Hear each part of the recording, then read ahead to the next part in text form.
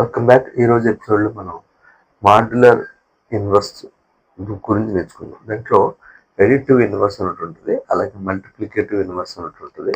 So first additive inverse ఏంటనేది నేర్చుకుందాం. Additive inverse అంటే సపోజ్ మీరు 3 ప్లస్ మైనస్ 4 ప్లస్ మైనస్ 4 అన్నారు అనుకోండి. ఆన్సర్ ఎంతంటే 0 అని చెప్పేస్తారు ఈజీగా. ఇప్పుడు 4కి ఇది ఎడిటివ్ ఇన్వర్స్ అవుతుంది అనమాట, -4. ఓకే, లేదా -4కి 4 అనేది ఎడిటివ్ ఇన్వర్స్ అవుతుంది అనమాట. సో ఎలాగైతే చెప్తారో సేమ్ అదే ప్రాసెస్లో ఒక నెంబర్కి ఎడిటివ్ ఇన్వర్స్ని మనం ఈజీగా మాడ్యులస్లో ఎలా చెప్తామనంటే a plus B mod n is equals to 0. అంటే ఏ సపోజ్ 6 అనుకున్నాం అనుకోండి, 6 ప్లస్ బి mod n అంటే mod 7 పెట్టుకున్నాం. n is equals to 7, a is equals to 6 అని. ఇప్పుడు 6 plus B mod 7 is equals to 0 అన్నమాట. అంటే మనకు మామూలుగా 5 mod 5 అన్నాడు అనుకోండి, అది 0 అవుద్ది. 7 mod 7 అన్నాడు అనుకోండి, 0 అవుతుంది. సో ఇప్పుడు ఆ ప్రాసెస్లో ఇక్కడ బి ఎంత వాల్యూ పెడితే మీకు 7 వస్తుంది అంటే 1 పెడితే వస్తుంది. So 6 plus 1 mod 7 is equals to 0, right? So 6కి ఎడిటివ్ ఇన్వర్స్ ఏంటంటే 1 అనమాట. 6కి ఎడిటివ్ ఇన్వర్స్ 1, లేదా 1కి ఎడిటివ్ ఇన్వర్స్ ఏంటంటే 6. సో ఈ విధంగా మీరు ఎడిటివ్ ఇన్వర్స్ గురించి నేర్చుకోవచ్చు అనమాట. ఓకే, ఇది సింపుల్ పాయింట్.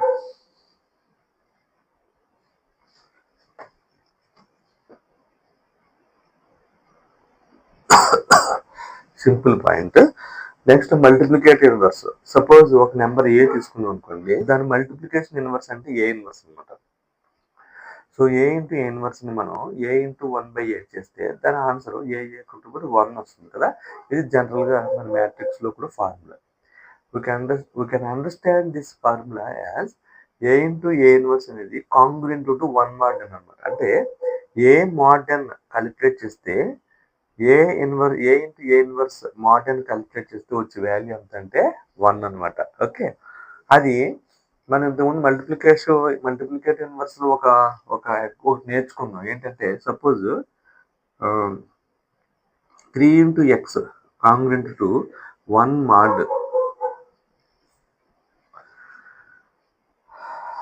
13 అన్నాం అనుకోండి. దాని అర్థం ఏంటంటే 3ని 13తో మాడ్యులస్ చేస్తే రిమైండర్ 1 రావాలి. అంటే 3ని 13తో మాడ్యులస్ చేస్తే 4 3 12, reminder is 1. So X value ఎంత అయి ఉంటుంది అంటే ఇక్కడ కోఎఫిషియంట్ ఎంత వచ్చిందంటే 4 కదా.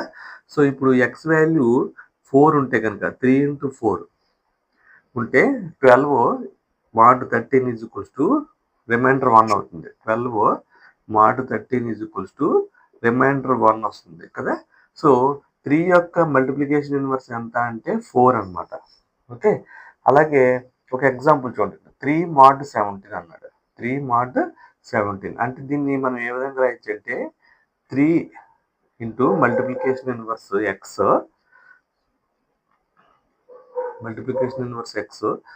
కాంగ్రుయెంట్ టు 1 mod 17.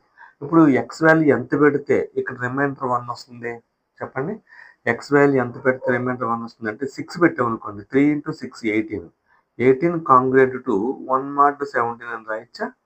ఎందుకంటే 18 17తో మనం డివైడ్ చేస్తే 17 ఇక్కడ 18, 17 1 జా 17, 17 1 జా 17, రిమైండర్ ఇస్ 1. ఓకే, సో ఇప్పుడు ఈ మల్టిప్లికేషన్ ఇన్వర్స్ ఎంత అంటే 3కి 6 అని చెప్పేస్తున్నాం కదా ఈజీగా. సో ఇది మల్టిప్లికేటివ్ ఇన్వర్స్ అనమాట. యాక్చువల్గా ఇంతకుముందు మనం నేర్చుకున్నాం. దీన్ని ఇంకొక పద్ధతిలో ఎలా నేర్చుకోవచ్చు అనేది ఇప్పుడు నేర్చుకుందాం.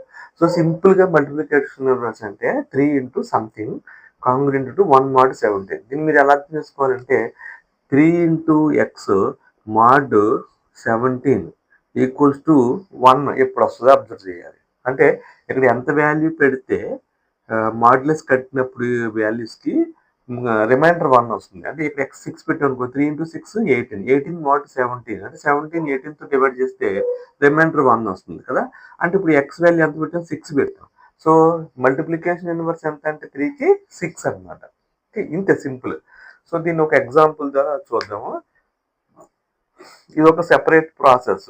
ఎక్స్టెండెడ్ యూక్లిడియన్ అల్గారిథం ద్వారా ఇదే మల్టిప్లికేషన్ ఇన్వర్స్ ఎలా ఫైండ్ అవుట్ చేస్తారు. కొన్ని సమయాల్లో లార్జ్ నెంబర్స్ వచ్చినప్పుడు ఈ మల్టిప్లికేటివ్ ఇన్వర్స్ ఉపయోగపడుతుంది. స్మాల్ నెంబర్స్ కాబట్టి మనం ఈజీగా ఐడెంటిఫై చేస్తాం. బిగ్ నెంబర్స్కి ఏదైనా ఒక సిస్టమేటిక్ అప్రోచ్లో చేయాలంటే ఇది ఉపయోగపడుతుంది. ఒకసారి చూడండి.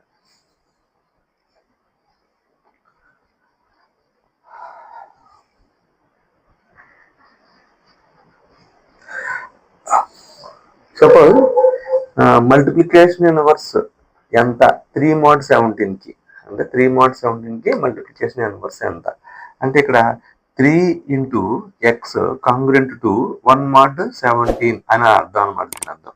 ఓకే, ఇప్పుడు ఎక్స్ వాల్యూ ఎంత అనేది మనం ఇప్పుడు ఐడెంటిఫై చేయాలి. ఇంత చేసిన ప్రాబ్లం. కోఎఫిషియంట్ ఇక్కడ రాసుకోండి. ఏ ఇక్కడ రాయండి, బి ఇక్కడ రాయండి, రిమైండర్ ఇక్కడ x1 x2 x అని పెట్టుకోండి. ఇప్పుడు కండిషన్ ఏంటంటే దీనికి ఏ గ్రేటర్ దెన్ బి అయి ఉండాలి. ఏ గ్రేటర్ దెన్ బి అయి ఉండాలి. సో గ్రేటర్ నెంబర్ ఎంత అంటే 17, స్మాల్ నెంబర్ ఎంత బి. ఇక్కడ ఇది గ్రేటర్ నెంబర్ ఏ, ఇది బి. సో అప్పుడు బి మోడ్ ఏ అన్నట్టు లెక్క అనమాట. సో ఇప్పుడు 17 3తో చేస్తే 3 17s 4 టైమ్స్ 4 3 12, 5 3 15, 5 5 3 15 అంటే రిమైండర్ 2. సో ఇక్కడ కోఎఫిషియంట్ 5, రిమైండర్స్ 2. ఫస్ట్ ఇనిషియల్గా x1 0 అనుకోవాలి, x2 1 అనుకోవాలి. దీని ఫార్ములా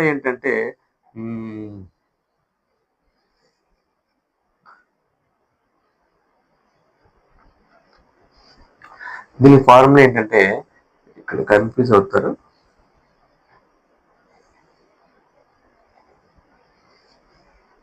దీని ఫార్ములా ఏంటంటే ఇక్కడ x ఫార్ములా ఏంటంటే x is equals to x1 minus x2 into q. x1 minus x2 into q. So ఇప్పుడు 0 minus 1 into q. 1 into q అంటే 5 into 1 5. 0 minus 5 minus 5. Okay, so అది x అనమాట. సో x1 ఏమో 0, x2 ఏమో 5, x2 ఏమో 1, q ఏమో 5. 0 minus 5. So 5. Okay, next ఇప్పుడు ఈ బీని టైప్ తీసుకురండి. బీని ఇక్కడ షిఫ్ట్ చేయండి, రిమైండర్కి షిఫ్ట్ చేయండి. ఇప్పుడు 3 2 ఉంది. సో 2ని 3తో డివైడ్ చేస్తే 2 1 2, remainder is 1. So coefficient is 1, remainder is 1. ఇప్పుడు ఈ 1ని ఇక్కడ షిఫ్ట్ చేయండి, ఈ -5ని ఇటు షిఫ్ట్ చేయండి. ఈ 1ని ఇక్కడ షిఫ్ట్ చేయండి, -5ని ఇక్కడ షిఫ్ట్ చేయండి. అప్పుడు 1 minus 5, 1 minus 5 into q. q ఎంత అంటే 1. సో 1 minus of -5 అంటే 1 plus 5 అంటే 6. సో 6 ఇక్కడ రాయండి x వాల్యూ. సో 2 ఇక్కడ తీసుకురండి, 1 ఇక్కడ తీసుకురండి. సో 1 2s are 2 అంటే coefficient is 2, remainder is 0. Okay, so next ఈ 1 ఇక్కడ తీసుకురండి, -6ని ఇక్కడ తీసుకురండి. అప్పుడు 1 minus 6. So 1 minus 6 into 2. So 1 minus 6 into 2 అంటే -11. So this is -11. Okay, now ఈ 1ని ఇక్కడ తీసుకొచ్చి 0ని ఇక్కడ తీసుకొస్తాం. 1 0 అయితే రిమైండర్ కోఎఫిషియంట్ ఉండదు, రిమైండర్ ఉండదు. ఓకే, అప్పుడు 6ని ఇక్కడ తీసుకొస్తాం, -11 ఇక్కడ తీసుకొస్తాం. ఓకే, సో ఇప్పుడు ఇంటూ కింద ఉండిపోద్ది. సో ఇప్పుడు మనం x1 దగ్గర ఎంత వాల్యూ ఉందంటే లాస్ట్ రిమైండర్ 0 వచ్చిన తర్వాత నెక్స్ట్ వచ్చిన వాల్యూ ఎంత ఉంది అని అంటే 6 ఉంది. సో మనం ఇక్కడ 3ని ఎంత పెట్టి మల్టిప్లై చేస్తే 3 into 6 కాంగ్రెంట్ టు 1 mod 17 అవునా కాదు చూద్దాం. సో 3 into 6 అంటే 18. 18ని 17తో చేస్తే 17 1 17, remainder is 1. This is called remainder, right? So 6 సరిపోయింది. ఇట్లాగే మీరు చేయొచ్చు. దీన్నే మనం ఇంకొక పద్ధతిలో కూడా చేయొచ్చు. ఓకే, నెక్స్ట్ ఇంకొక టైప్ 2 చూడండి. 3 mod 17 కదా. 3 mod 17 మనం ఏ విధంగా రాయొచ్చు అంటే 17ని మనం 3తో డివైడ్ చేస్తే ఇది 17 3 5 15, remainder. So coefficient is 15, coefficient is 5, coefficient is 5, divisor is 3, remainder is 2. Okay, division into coefficient plus remainder. Okay, 3 into 5 plus 2 ఇలా రాయొచ్చు కదా 17ని. 3 ఇంటూ 5 ప్లస్ 2. ఓకే, ఈ 3ని ఇక్కడ తీసుకురండి, ఈ 2ని ఇక్కడ తీసుకురండి. అప్పుడు మన 3ని రిప్రజెంట్ చేయాలంటే 2 ఇంటూ 1 ప్లస్ 1 కింద రాయొచ్చు కదా. ఓకే, సో ఇది ఫస్ట్ ఈక్వేషన్ అనుకుందాం, ఇది సెకండ్ ఈక్వేషన్ అనుకుందాం. అలా చేసిన తర్వాత దీన్ని ఏ విధంగా రీరైట్ చేయొచ్చు అంటే 2 equals to 17 minus 3 into 5. So ఈ ఈక్వేషన్ మనం ఇలా రాయొచ్చు, 2 ఈక్వల్స్ టు 17 మైనస్ 3 ఇంటూ 5 అని రాయొచ్చు. ఓకే, అలాగే నెక్స్ట్ ఈ 1 ఈక్వల్స్ టు దీన్ని 1 ఈక్వల్స్ టు 3 మైనస్ 2 ఇంటూ 1 అని రాయొచ్చు ఈక్వేషన్స్ కదా. సో ఇప్పుడు 1 is equals to 3 minus 2 into 1. Okay, ఇప్పుడు 2 బదులు మనం ఏమని రాయొచ్చు అంటే 17 మైనస్ 3 ఇంటూ 5 రాయొచ్చు. సో 2 బదులు 17 మైనస్ 3 ఇంటూ 5 ఇంటూ 1 రాయొచ్చు. దీన్ని మనం 3 minus 17 into 1 minus 3 into 5 into 1 అంటే 3 ఇంటూ 5 ఇలా రాయొచ్చు. సో ఇట్లా ఈ పద్ధతిలో రావచ్చు. ఇప్పుడు మనం 3 minus 17 into 1 minus minus plus 3 into 5 రాయొచ్చు. అంటే దీన్ని ఏ మైనస్ బి అయితే 3 మైనస్ ఏ ప్లస్ బి అని ఎలా రాస్తాం అలాగనమాట. Okay, 3 minus 17 into 1 minus minus plus 3 into 5. కింద 3 ఇంటూ 3ని ఇక్కడ మనం 3 ఇంటూ 1 కింద రాయొచ్చు కదా, డిఫరెన్స్ ఏమి రాదు. So 3 into 1 minus 17 into 1 plus 3 into 5. దీంట్లో 3 కామన్గా ఉంది. సో 3ని కామన్ తీస్తే 1 ప్లస్ 5 అంటే 3 ఇంటూ 1 ప్లస్ 3 ఇంటూ 5 దీన్ని ఇలా రాయొచ్చు. అప్పుడు 3 ఇంటూ 1 ప్లస్ 5 అంటే 6 minus 17 into 1. So 3 into 6 minus 17 into 1 equals to 1 కదా. సో 3 ఇంటూ 6 అంటే 18 మైనస్ 17 1.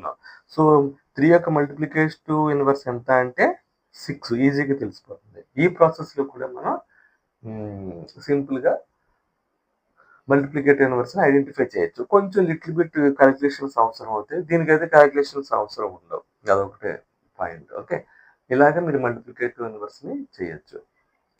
ఇప్పుడు ఇంకొక ఎగ్జాంపుల్ చూద్దాం, అప్పుడు మీకు ఇంకా ఐడియా వస్తుంది.